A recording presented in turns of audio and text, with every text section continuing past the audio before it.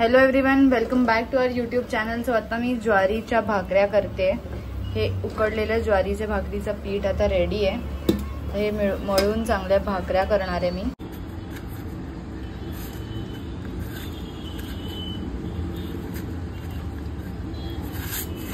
पीठ तुम्हाला दाखवलं तसं काढले आणि आता हे व्यवस्थित मळून घेते. आज काही जास्त भाकऱ्या नाही आहेत.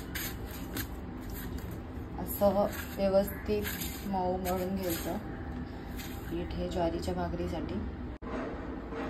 अचूक अंदाजात जेवढ्या भाकऱ्या पाहिजे आहे तेवढेच माझे गोळे झालेले आहेत. आता मी इथे भाकरी बनवेन आणि इथे शेकवेन. तर तुम्ही बघत राहा पुढे.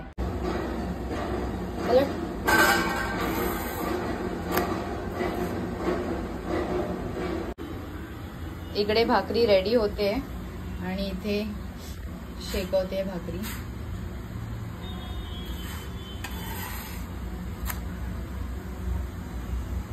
ज्वारीची भाकरी आणि सुकट.